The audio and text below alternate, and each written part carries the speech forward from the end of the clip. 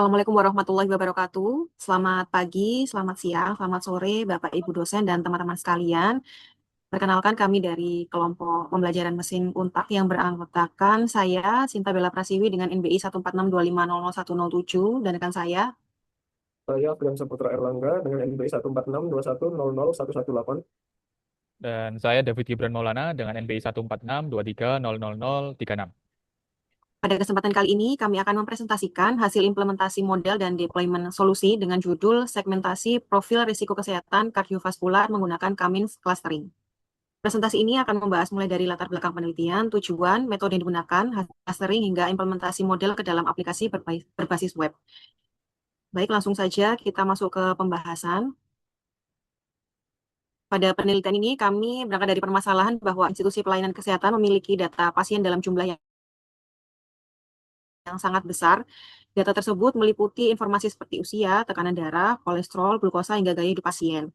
Namun pada kenyataannya, sebagian besar data tersebut hanya dimanfaatkan sebagai laporan administrasi dan belum dianalisis lebih lanjut untuk menemukan pola-pola yang bermanfaat. Oleh karena itu, kami menggunakan metode Cummins clustering, yaitu salah satu metode unsupervised learning untuk mengelompokkan pasien berdasarkan kemiripan karakteristik kesehatannya tanpa menggunakan label penyakit sebagai acuan. Selanjutnya, hasil clustering tersebut kami implementasikan ke dalam aplikasi web berbasis Streamlit agar lebih mudah digunakan dalam proses analisis. Tujuannya yaitu yang pertama, mengimplementasikan algoritma Cummins untuk segmentasi profil risiko kesehatan kardiovaskular. Kedua, menentukan jumlah klaster terbaik menggunakan Elbow Method dan Silhouette Score. Yang ketiga, mengevaluasi kualitas model clustering menggunakan beberapa metrik evaluasi. Yang keempat, menginterpretasikan karakteristik masing-masing klaster menjadi kelompok risiko rendah, sedang, dan tinggi. Dan yang terakhir, mengembangkan aplikasi web berbasis Streamlit agar hasil clustering dapat digunakan untuk segmentasi pasien secara individu maupun batch melalui file CSV. Selanjutnya, metode penelitian. Pada penelitian ini, kami menggunakan cardiovascular disease dataset yang terdiri dari 70.000 data pasien dan dengan 13 atribut. Atribut tersebut meliputi usia, jenis kelamin, tinggi badan, berat badan, tekanan darah, kolesterol, glukosa, kebiasaan merokok, konsumsi alkohol, aktivitas fisik, dan label kardio. Perlu diketahui bahwa label kardio tidak digunakan dalam proses clustering, melainkan hanya digunakan setelah proses clustering selesai untuk membantu interpretasi hasil. Sebelum dilakukan clustering, data terlebih dahulu melalui proses preprocessing, yaitu pemeriksaan missing value dan data duplikat, pembuatan fitur baru seperti BMI dan X-years, clipping terhadap nilai ekstrim, standarisasi menggunakan standar scalar, kemudian dipilih 10 fitur utama sebagai input algoritma Cummins. Selanjutnya akan dijelaskan oleh rekan saya.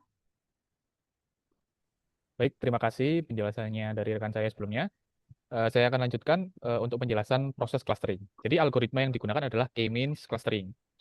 Jadi pengujian dilakukan dengan jumlah cluster 2 sampai 8, terus pemilihan jumlah cluster menggunakan Elbow method dan Silhouette score. Seperti yang dijelaskan sebelumnya. Nah, di sini saya akan membahas lebih teknikalnya ya. Jadi nilai Silhouette score tertinggi diperoleh pada K3. Sehingga model akhir menggunakan 3 cluster. Jadi model dilatih menggunakan random state.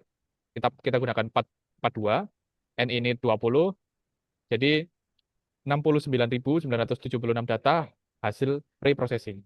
Setelah kita lakukan pre-processing tersebut. Next. Bisa di next, Mbak? Oke.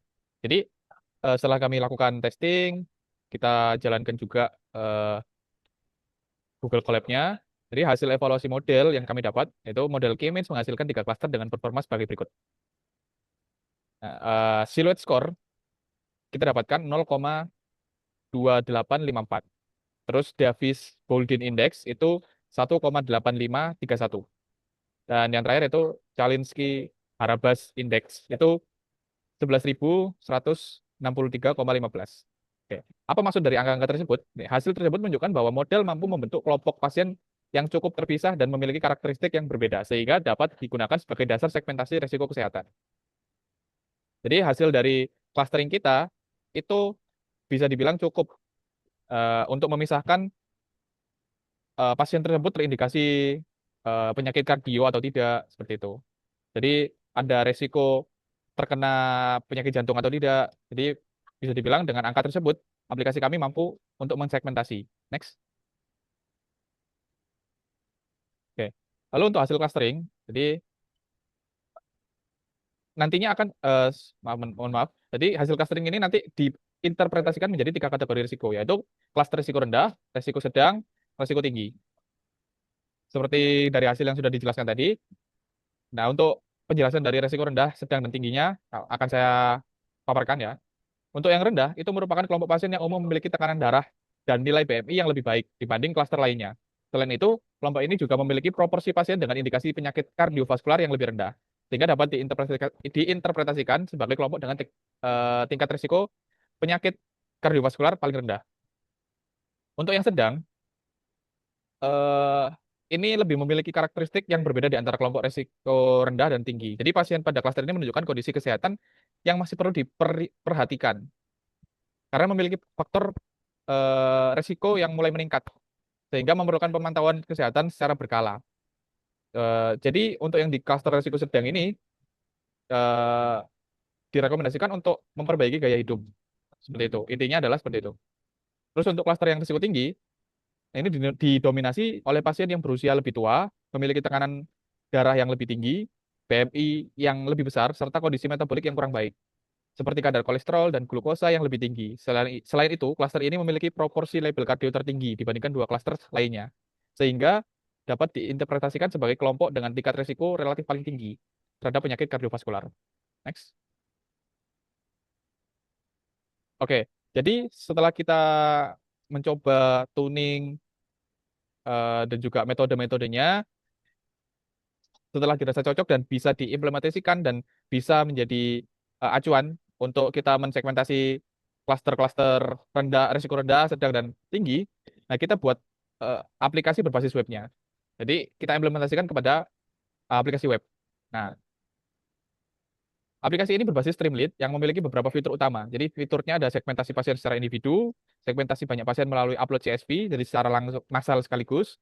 Terus ada perhitungan PMI secara otomatis, standarisasi menggunakan scaler yang sama seperti saat pelatihan, lalu menampilkan hasil klaster, kategori risiko, jarak terhadap sentroid, dan rekomendasi umum. Nah, dengan aplikasi ini, model tidak hanya berhenti pada tahap analisis, tapi dapat digunakan secara langsung oleh pengguna. Jadi tidak cuma mengevaluasi model dan mengsegmentasi, tapi bisa dilakukan secara end user. Seperti itu. Untuk selanjutnya bisa dijelaskan oleh rekan saya. Terima kasih. Terima kasih Mas David dan Mbak Bella. Di sini saya akan menjelaskan tentang kesimpulannya. Kesimpulan dari presentasi ini, materi ini, penelitian ini menunjukkan bahwa algoritma Cummings clustering berhasil digunakan untuk melakukan segmentasi profil risiko kesehatan kardiovaskular. Tahap pre-processing seperti rekayasa fitur PMI, konversi umur, clipping outline, dan standarisasi kontribusi dalam meningkatkan kualitas clustering dengan model yang terbaik menghasilkan 3 klaster yang diinterpretasikan sebagai risiko rendah, sedang, dan tinggi, serta berhasil diimplementasikan ke dalam aplikasi web Streamlit untuk memudahkan proses segmentasi pasien. Namun, hasil yang diperoleh bersifat eksploratif dan bukan sebagai diagnosis medis. Ya, jadi aplikasi ini hanya contoh, bukan diagnosis langsung seperti dari dokter gitu. Next. Lalu untuk diskusi dan pengembangan selanjutnya, aplikasi kami memiliki kelebihan seperti penelitian ini memiliki beberapa keunggulan, yaitu menggunakan dataset yang berukuran besar sebanyak 70.000 data, menerapkan proses yang lengkap mulai dari pre-processing, clustering, evaluasi, hingga deployment, serta menghasilkan aplikasi web berbasis Streamlit yang mudah digunakan dalam melakukan segmentasi pasien. Untuk keterbatasannya, model kami masih sensitif terhadap outliner, sehingga hasil clusteringnya dapat dipengaruhi oleh data ekstrim. Selain itu, kualitas cluster juga bergantung pada pemilihan fitur dan jumlah cluster yang digunakan. Penelitian ini juga belum melibatkan validasi klinis secara langsung dari tenaga medis. Dan untuk yang terakhir, pengembangan selanjutnya dapat dilakukan dengan menambahkan validasi berbasis pengetahuan medis, mencoba algoritma clustering lain seperti BD-scan atau hierarchical clustering, serta mengembangkan aplikasi dengan visualisasi yang lebih interaktif dan integrasi data pasien secara real time. Untuk selanjutnya, next. Untuk selanjutnya saya akan mengaplikasikan presentasikan aplikasi kami.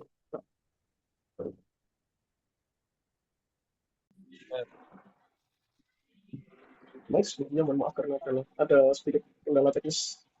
Di sini teman saya akan share screen dan saya akan menjelaskan tentang aplikasi Streamlit yang kami buat. Untuk di dashboard awalnya saya membuat di depan ini input data pasien dengan kategori usia, jenis kelamin, tinggi badan, berat badan, tekanan darah, kadar kolesterolnya, kadar glukosannya, dan gaya hidupnya. Jika untuk selanjutnya kita akan coba apa namanya contohnya. Mas Gibran, tolong dibantu. Oke, baik. Coba saya bantu demonstrasikan ya. Oke, jadi di sini ada dashboard seperti yang dijelaskan tadi oleh rekan saya. Nah, di sini itu end user nanti bisa langsung menginputkan secara manual gitu. Jadi tidak harus dataset yang masif, tapi satu user sudah bisa mencari tahu gitu resikonya mereka. Di sini anggaplah usia dulu Mas ya. Kita pakai Ya, 27 lagi dengan 27 misal pakai data aktual saya. Terus tekanan darah sistolik ini kita pakai defaultnya ada dulu. Kolesterol coba kita pakai normal nanti merokok coba kita ya. Ini juga olahraga ya. Nah, kita tes ini dulu nanti kita ubah-ubah hasilnya ya. kita lihat hasilnya dahulu. Coba saya terangkan temanya ya.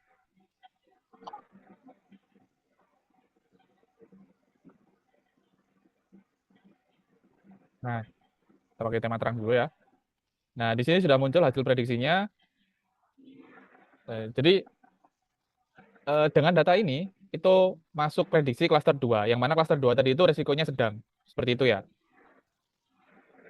Di sini untuk BMI-nya juga bisa dilihat di sini overweight, terus proporsi kardio di klaster ini 47%.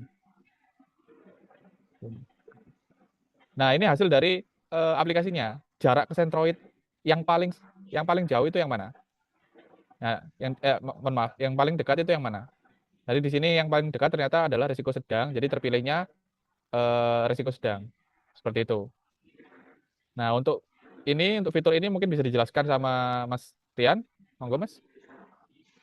Untuk fitur misalnya itu kita pakai dataset yang awal kita pakai dari awal perkuliahan hingga sekarang. Bisa minta tolong diupload Mas Gibran datasetnya? Boleh. Kita ada di grup. Oh, mohon maaf, ini upload bentar di sini.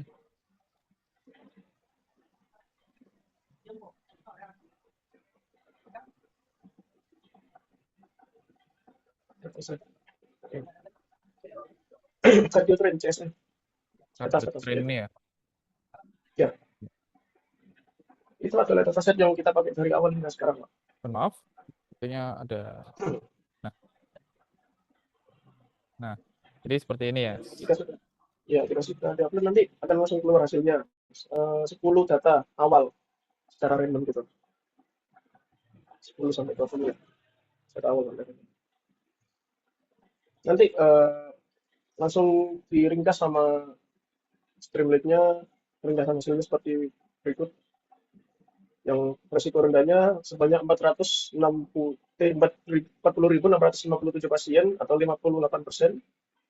Untuk yang resiko sedangnya 7.519 pasien atau 10%, dan resiko tingginya 21.829 pasien atau 31% dari dataset tersebut. Untuk yang ini panduan klasternya. Ini adalah contoh hasil dari tadi output dalam setiap inputan yang individu atau yang prediksi masnya tadi. Dan ini adalah yang berisi program-program yang disarankan sesuai dengan resiko-resikonya. Jika risiko tinggi, kita mempunyai program yang disarankan seperti konsultasi ke dokter, program pengolahan hipertensi intensif, pengolahan berat badan, hingga diet ketat. Yang sedang seperti pemeriksaan tekanan darah setiap 6 bulan sekali, konseling gizi dan kontrol berat badan, dan program olahraga terstruktur bersama fisioterapisnya. Dan untuk yang resiko rendah itu, ya seperti itulah. Olahraga rutin minimal 150 menit, 2 jam setengah, pemeriksaan kesehatan tahunan, dan edukasi gaya hidup sehat berkala. Jika masih resiko rendah. Ya. Oke, baik. Jadi kurang lebih seperti itu hasil implementasi aplikasi kami eh, untuk mengetahui ya Ya, segmentasi untuk tahu segmentasi pasien atau segmentasi dataset medis ini pasien. dikelompokkan resiko rendah, sedang atau tinggi seperti itu ya. Baik, mungkin sekian presentasi dari kami. Kurang lebihnya mohon maaf. Eh, saya harap dan kami semua harap aplikasi ini bisa berguna juga untuk di kalangan medis ya. Tentunya dengan panduan atau pemantauan dari profesional seperti itu. Baik, Terima saya kasih. tutup. Wassalamualaikum warahmatullahi wabarakatuh. Waalaikumsalam warahmatullahi wabarakatuh. Terima kasih.